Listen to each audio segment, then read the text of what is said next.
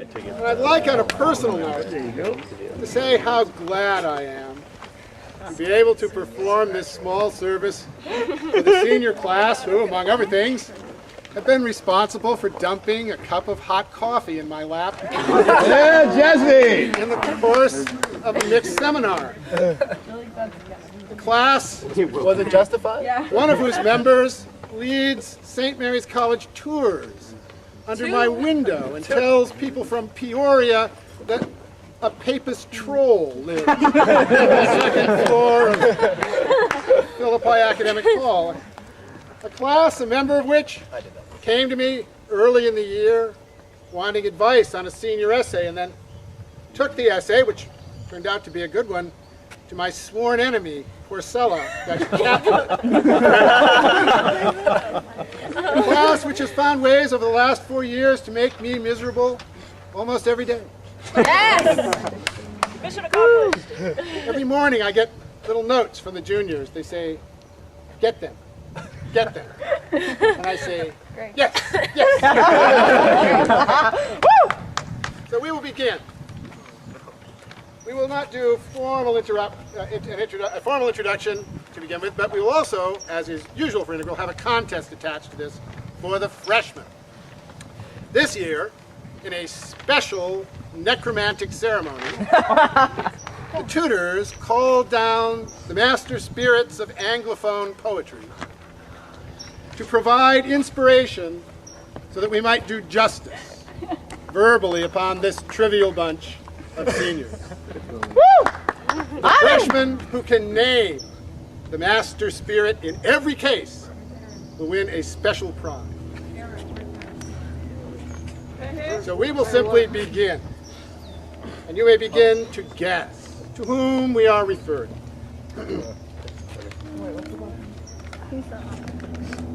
The text was a torrent of darkness, a book of empty leaves. The class was a beaten army, as one driven to its knees, and time was a vestal virgin who turned a poxy whore, for Bree Merrihew was talking. Bree Merrihew was talking as Donald eyed the door. She'd a half-baked thought on Hegel to ventilate at length, and her solipsistic instincts had been battened on full strength. No poisonous stare could reprove her, nor comment amend her pace, for she sang herself afflatus, argued herself afflatus, urged herself afflatus that no one could outface. Onward she carried her discourse toward its logic furthest end, but seated among her listeners was one who would not bend. She glanced up from her Hegel. Who should be looming there but Wang?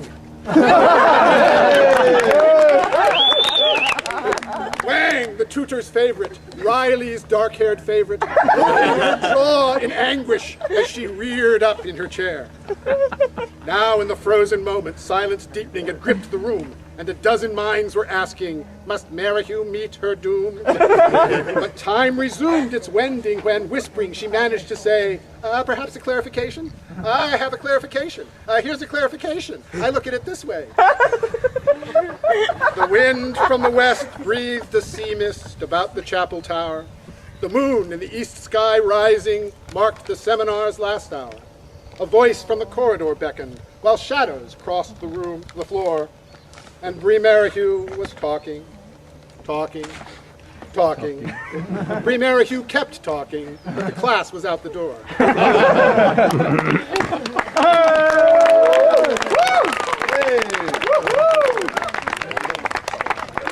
My thesis, probably. This one needs a typo. On listening to Joe Casanova of a spring evening.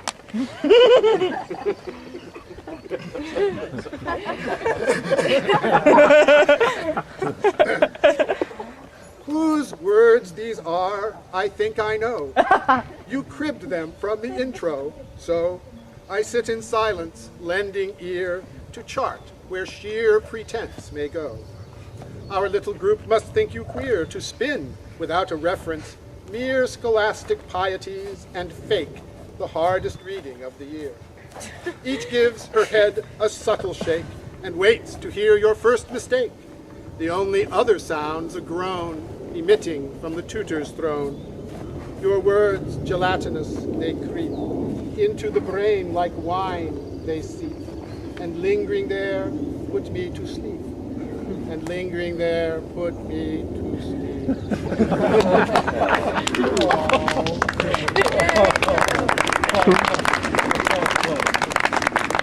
a deep, dark hint to the freshmen. We have a paired, bookended group under the title, Bad Students for Worse Tutors. Bad Students for Worse Tutors 1. Jess Hessock, from his earliest years, was apt to contradict his peers. For instance, if a playmate said, "Look, Jesse, Wobbins West is wed," he'd bellow, "Nonsense, sir, it's brown." Or fix him with a dreadful frown and glare in that commanding way that makes you think he must be fey. So sprang his mother's utmost hope, his father's unabashed dream trope. In due course, little Jess might be expert in courtroom sophistry. So might his lust to talk him down parlay him a judicial gown. As time went on, young Hessock grew. His contradictoriness did too. Until at length he reached the height of undergraduate with right to take a certified degree penultimate to his JD. Young Hessock writes a lengthy screed, objective to the potent deed. Defended on that fateful day, ambition's guerdon take away. Jess hears the desiderity from Tsukahara, PhD. Your essay's grand, just pay the fee. He rises, shouts, "I disagree!"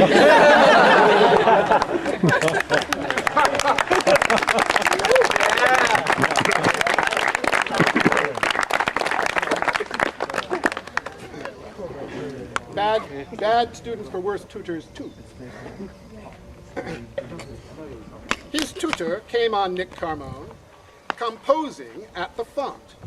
He eyed Nick hard and up and down and said, "Where is thy Kant?" Concluding with a final glare, "Repent, abandoned youth, for toying with a liberal art that does not end in truth." Moral. From Nick Carmone's adventure learn to work your leisure hours, improvingly, and ever spurn employment that devours sobriety, girls, booze, or song, or anything Pat Buelna loves. Desiring only what's above, remember Brian Long.